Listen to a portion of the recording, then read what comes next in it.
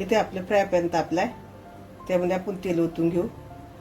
तेल तापलं की त्यामध्ये लसूण परतून घेऊया. आपण थोडासा कलर येऊन देऊ.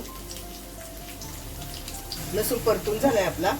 त्यामध्ये कांदा मी उभा कापून घेतला. इथे कांदा परतून घेऊया. इथे कांदा आपला परतून झालाय. त्यामध्ये पालक टाकलाय. पालक परतून घेऊया. आपला पालक परतून झालाय. त्यामध्ये लाल तिखट टाकूया. ही मी तिखट मिरची घेतली आहे, कलरची मिरची नाही. तुमच्या अंदाजाने टाका तुम्हाला किती तिखट लागते. मिक्स करून घेऊया. चवीनुसार मीठ,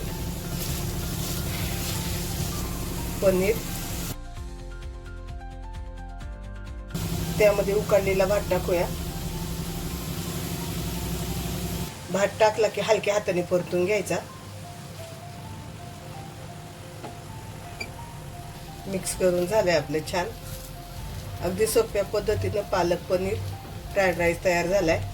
एकदम 5 मिनिटात होणारी रेसिपी आहे. भात शिजला की सगळं पटपट होतं. इथं आपलं परतून झालंय.